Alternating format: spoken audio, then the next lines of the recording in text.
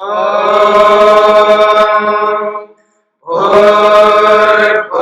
स्वः तत्सवितुर्वरेण्यं भर्गो देवस्य धीमहि धियो यो नः प्रचोदयात्।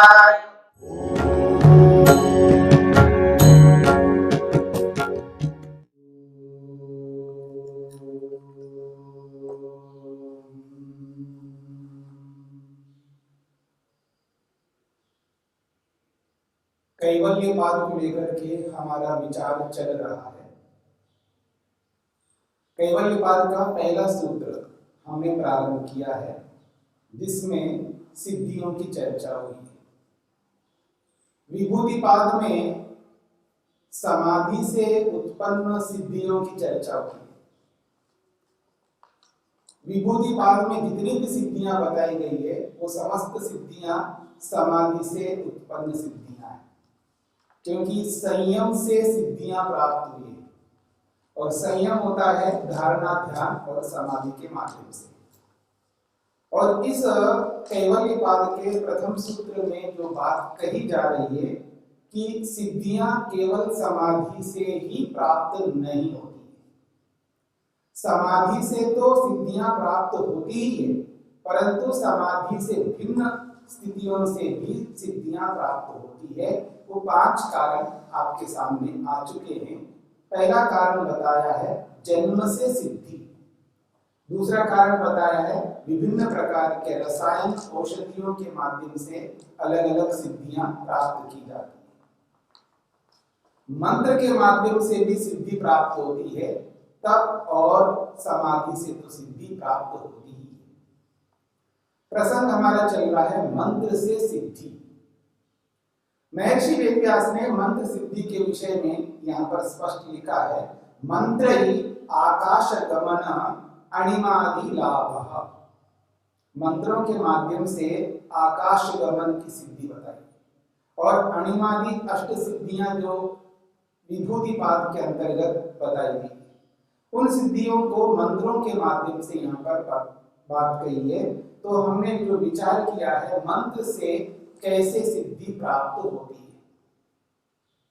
जैसा कि मैंने आपके सामने एक मंत्र उपस्थित किया है, विश्वानि देव सवितर दुरितानि परासुवा यद भद्रम तन्न आसुवा।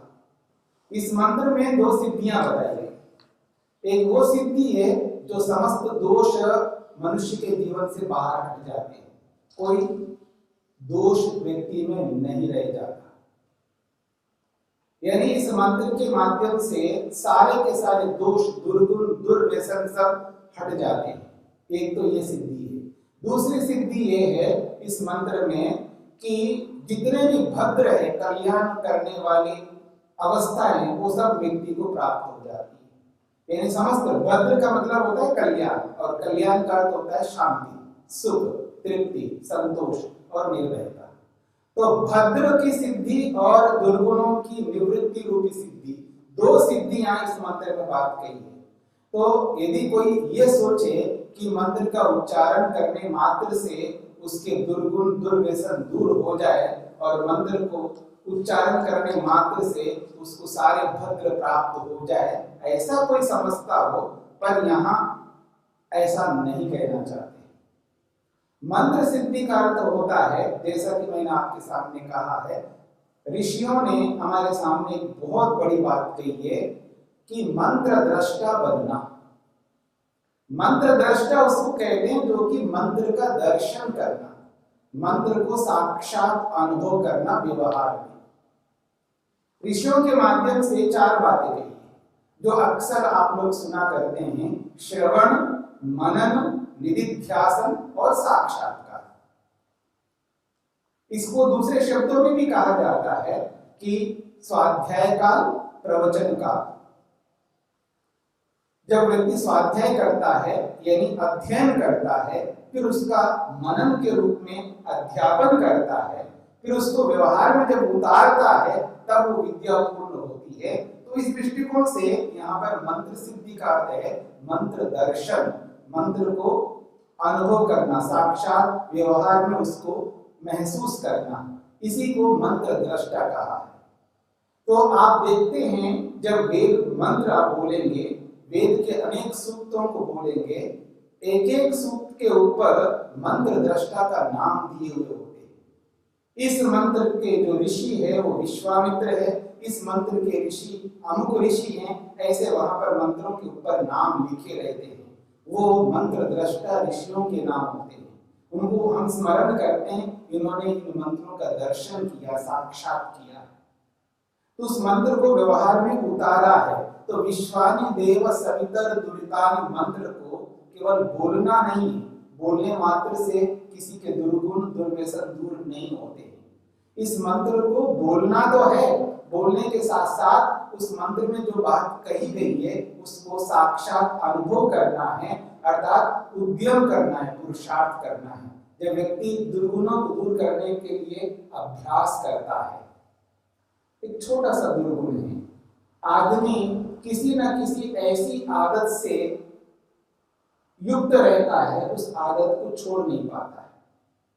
बहुत सारी आदतें लोगों में अलग अलग प्रकार की आदतें देखी जाती है। अब एक छोटी सी आदत को त्याग करने में उसको मुश्किल होता है। ऐसे जीवन में न जाने कितनी आदतें, बुरी आदतें होती हैं, उनको कैसे छोड़ पाएगा? उसके लिए अभ्यास करना पड़ता है, और जिस विषय में व्यक्ति अभ्यास करता है उसी विषय से संबंधित दोष को दूर कर पाएगा, बाकी दोष दूर नहीं हो सकते। यदि किसी को अधिक बोलने का अभ्यास है, बिना मतलब बोलता है, और जहां प्रसंग नहीं है वहां पर भी बोलता है, अपनी वाणी को विराम नहीं देता है, शांत नहीं रह सकता, बड़बड़ बड़बड़ बड़बड़ बोलना जिसकी आदत होती है, वो उस आदत को दूर करने के लिए कितना मेहनत करता है, कितना तप करता है। ना बोलने के लिए मौन रहता है, बिल्कुल संकेत से बात करता है, यानी लिख कर के बात करता है अथवा इशारों से बात करता है। एक दिन नहीं, एक महीना नहीं, महीनों नहीं, सालों लगा करके जब वो कुछ छोटी सी उपलब्धि को प्राप्त करता है, ना बोलने की आवश्यकता जितनी है उतना बोलने की, बिना प्रसंग के ना बोलने की, ये जो ना बोलना है ये सामान्य सिद्धि नहीं है, बहुत बड़ी सिद्धि है, लेकिन उसके लिए सालों लगाने पड़ते हैं व्यक्ति।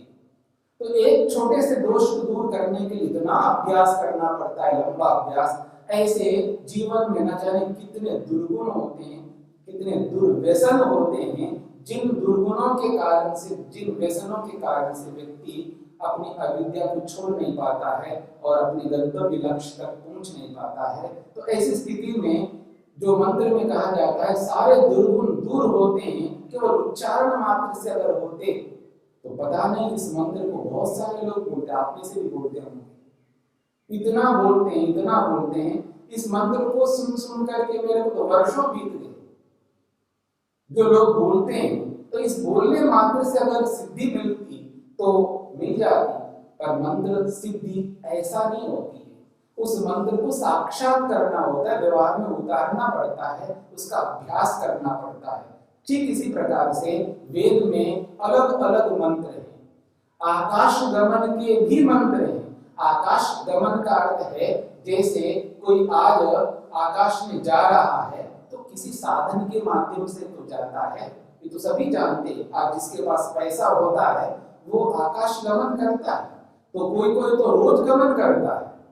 जिसके पास जितने साधन होते हैं और जितनी आवश्यकता होती है, जैसे व्यक्ति के कार्य होते हैं, उन कार्यों के अनुसार से वो आकाश गमन करते ही है, उसके लिए ऐसी सिद्धि करने की आवश्यकता नहीं है। पर इसका ये भी अर्थ नहीं है कि ये सिद्धि नहीं करनी है, लेकिन जो इस सिद्धि को अपने जीवन में उतारता है वो एक अलग स्थिति है, और पैसा देकर के आकाश में गमन करना एक अलग बात है।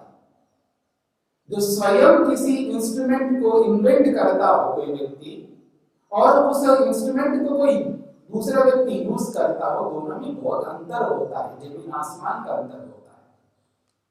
इसलिए एक स्वयं साक्षात उसको अनुभव करके देखता है और किसी की अनुभूति को सुनता है, दोनों को लाभ मिलता है।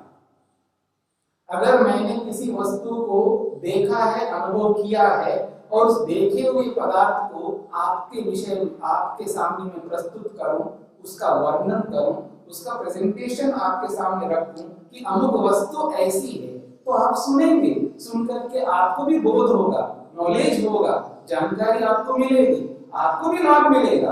पर जो लाभ जिसने साक्षात अनुभव किया है, जैसा लाभ उसको मिला है वैसा सुनने वालों को नहीं मिलेगा। सुनने का अलग लाभ है और अनुभव साक्षात जो किया है उसका लाभ अलग प्रकार का है। ठीक इसी प्रकार से मंत्रों के माध्यम से जो ऋग्वेद है, चारों वेदों में ऋग्वेद है, ऋग्वेद तो विज्ञान कांड है, ज्ञान कांड है, उसमें तो नाना प्रकार की विद्या है और ऐसे ही आकाश गमन की भी विद्या है। और उन मंत्रों को जब व्यक्ति पढ़ता है और उन मंत्रों में जो बातें कही है उस पर वो प्रैक्टिकली वो उसका क्रियात्मक रूप से उसका अनुष्ठान करता है, उसमें जो विद्या बताई थ्योरी के रूप में उसको प्रैक्टिकल करके जब देखता है क्रियात्मक रूप में, तब वो भी आकाश गमन करेगा। ऐसे नहीं है मंत्र को पढ़ लिया है और मंत्र को पढ़ करके अनुभव करके और प्रैक्टिकली व्यवहार में 2-4 दिन में 1 महीने में वो आकाश गमन करेगा, ऐसा नहीं है, पूरा जीवन लगाना पड़ता है। एक आपके सामने एक ऋषि का नाम देता हूं तो आपको अंदाजा मिलेगा कि कितना मेहनत करना होता है मंत्र से सिद्धि प्राप्त करने के लिए। एक ऋषि है जिसका नाम है महर्षि भारद्वाज, आपने नाम सुना होगा, बहुत बड़े ऋषि हुए हैं महर्षि भारद्वाज, जिसने एक बहुत बड़ा ग्रंथ लिखा जिसका नाम है बृहद विमान शास्त्र। बृहद विमान शास्त्र उसका नाम है। और उस शास्त्र को लिखने से पहले उन्होंने कितना मेहनत किया है, वो जब शास्त्रों में उसका वर्णन आता है, जब अपने गुरु के सामने वो उपस्थित होते हैं, गुरु जी मैंने आपसे जो विद्या प्राप्त करना था मैंने वो विद्या प्राप्त कर लिया, अब आप मेरे को आदेश दीजिएगा, मैं आपको गुरु दक्षिणा देना चाहता हूँ। तो गुरु जी ने कहा है आपने कितने समय तक विद्या पढ़ी है? तो गुरु जी मेरे को 100 साल लगे इस विद्या को प्राप्त करने में। अच्छा, अगर मैं आपको और 100 साल दूं तो आप क्या करोगे? गुरुजी मैं फिर इसी विद्या के लिए मेहनत करूंगा। तो उनको 100 साल और मिले हैं, तो 100 साल इसी विद्या के लिए लगाया है, तो 200 साल पूरे हो गए। फिर उसने वापस गुरु के सामने उपस्थित होकर के यही बात की है, फिर वापस और 100 साल, ऐसे करते करते इतिहास बताता है, शास्त्र बताता है 400 वर्ष तक उसने वेद विद्या में समय लगाया है, वेद मंत्रों को जानने का प्रयत्न किया है, जो आकाश गमन के जितने भी मंत्र हैं उनका अवलोकन किया है, उन पर निधिध्यासन किया है, उनका मनन किया है, उसको व्यवहार में प्रैक्टिकली उनको क्रिया रूप में कैसे लाया जाता है उसके लिए बहुत कुछ उसने मेहनत पुरुषार्थ करके अनुभव करके देख करके तब जाकर के उन्होंने एक शास्त्र लिखा जिसका नाम है बृहद विमान शास्त्र। उसके लिए कितने वर्ष लगाया है और कितनी तपस्या की है।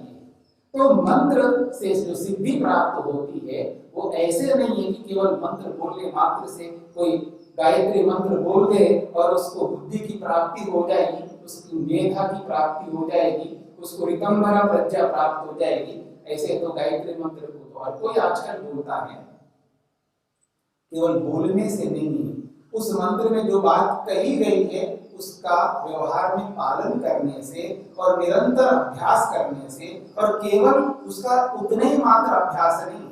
यदि कोई चाहे मैं रोज ध्यान का अभ्यास करना चाहता हूँ और पर्टिकुलर एक टाइम पर रोज बैठ करके आंख बंद करके शरीर को स्थिर करके आसन की मुद्रा में बैठ करके रोज बैठा रहे, जीवन भर बैठेगा, ध्यान की ऐसी सिद्धि नहीं होती है। ध्यान हाँ और लोगों की अपेक्षा कुछ करेगा जरूर, लेकिन ध्यान की सिद्धि तब होगी जब नियम का पालन करेगा, नियम का पालन करेगा। जो अष्टांग योग में जो जो बातें कही गई है उन सब बातों को जीवन में जब व्यक्ति उतारेगा, उन बातों को करते हुए फिर वो ध्यान का अभ्यास करेगा, तब ध्यान की सिद्धि होगी।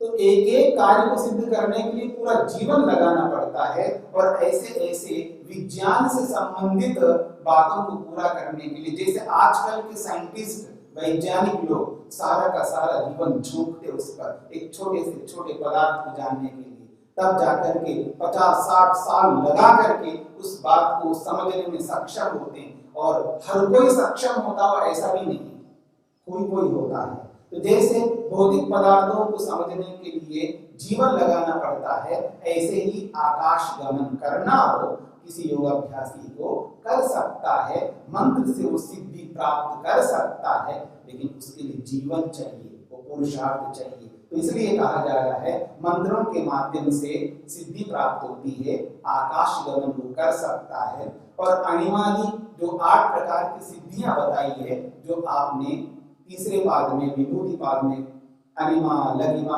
गरिमा के बारे में विचार किया है, वो भी सिद्धियां प्राप्त होती है। ये बात मंत्रों से मिलने वाली सिद्धि की है। तो 3 हेतु आपके सामने आ चुके हैं कि सिद्धियों को प्राप्त करने के जो माध्यम हैं, एक जन्म से, एक औषधि से, एक मंत्र से, चौथा प्रकार बताया जा रहा है तप से। तो तप के माध्यम से कैसे सिद्धि प्राप्त होती है, महर्षि वेदव्यास स्पष्ट करना चाह रहे हैं। तपसा संकल्प सिद्धि कामरूपी यत्र तत्र कामगा इत्येवम् आदि। वो कह रहे हैं तप से संकल्प की सिद्धि होती है, और संकल्प का अर्थ होता है इच्छा। तप के माध्यम से इच्छा की पूर्ति होती है, जो वो इच्छा करता है उसकी पूर्ति हो जाती है। किससे? तप से। इसके लिए और स्पष्ट कर रहे हैं काम रूपी। काम कहते हैं इच्छा, इच्छाओं का जो स्वरूप है उसका कैसा होता है? यत्र तत्र कामगा, जहां तहां वो जो चाहेगा, जिस रूप में चाहेगा, जिस प्रक्रिया से जाएगा, वैसे कामगा उन कामनाओं को पूर्ण कर लेता है। कामगा का अर्थ होता है कामनाओं को प्राप्त करता है, कामनाओं को जानता है, कामनाओं को सिद्ध करता है। जो कामनाओं को सिद्ध करने वाला होता है, कामनाओं को जानने वाला होता है, कामनाओं को प्राप्त करने वाला होता है, उसको कामगः शब्द से बोला जाता है। जो ग शब्द है ये 3 अर्थों को बताने वाला है, एक तो ज्ञान को, और एक गमन को, और एक प्राप्ति को। ज्ञान, गमन और प्राप्ति, ये ग शब्द से 3 अर्थ निकलते हैं। तो कामगा का मतलब है कामनाओं को जानने वाला, कामनाओं के प्रति आकृष्ट होने वाला, और कामनाओं को प्राप्त करने वाला।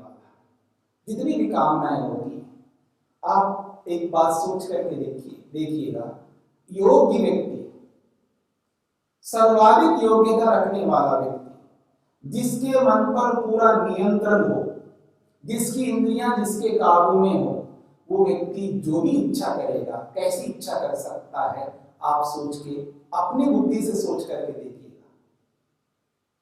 क्या वो ऐसी इच्छा करेगा जो असंभव हो? असंभव को वो चाहेगा? आप सोच के देखिए। तो असंभव को कोई भी नहीं चाहे। जिसकी बुद्धि चलती हो, जो बुद्धि का प्रयोग करना जो जानता हो, हाँ कोई व्यक्ति पागल ना हो, उसको छोड़ दीजिएगा। बाकी जो भी बुद्धि का प्रयोग करते हैं, इस बात को सब समझते हैं, हो सकने योग्य को ही व्यक्ति चाहता है। कोई लॉन्ग जंप करना चाहता हो मान लीजिएगा, तो कोई भी ऐसा नहीं चाहेगा कि मैं 1 किलोमीटर, 2 किलोमीटर, 10 किलोमीटर जंप करूं। ये हो नहीं सकता। हाँ कोई ये चाहेगा, जैसे ओलंपिक में जाने वाला ये चाहेगा कम से कम तो 7, 7.5 मीटर जितना जंप कर सकूं, इतना प्रैक्टिस मेरे पास होना चाहिए। और जब मैं 8 मीटर जितना जंप करूंगा तो मैं ओलंपिक में जाकर के कोई ना कोई मेडल ला सकता हूं। ये उसके अंदर ये एहसास होता है, तब वो ऐसी कामना करेगा मैं इतना, क्योंकि मेरा काम ये है, मेरा टारगेट यही है कि मेरे को ओलंपिक में एंट्री करना है, मेरे को इतना लॉन्ग जंप करना है, तो वो इच्छा ऐसी करेगा जो हो सकने वाली है। ऐसी कोई इच्छा नहीं कर सकता। जब एक सामान्य व्यक्ति भी हो सकने योग्य इच्छा को रखता हो, तो जो एक योगाभ्यासी हो, योग को जीवन में अपनाना चाहता हो और योग अभ्यास निरंतर करता हो, वो असंभव इच्छाओं को कैसे करेगा? इसलिए हो सकने योग्य सारी इच्छाओं को ही सामने रखेगा। इसलिए कहा जा रहा है काम रूपी यत्र तत्र कामगा। उसकी जो कामना है, जहां जैसी कामना को पूरा करना चाहता है, वैसी कामना को पूरा कर सकता है, इसकी चर्चा हम और करेंगे। द्यो शान्तिरन्तरिक्षं शान्तिः पृथिवी शान्तिरापः शान्तिरोषधयः शान्तिः वनस्पतयः शान्तिर्विश्वे देवाः शान्तिर्ब्रह्म शान्तिः सर्वं शान्ति शान्तिरेव शान्ति श्यामा शान्तिरेधि ॐ शान्ति शान्ति शान्तिः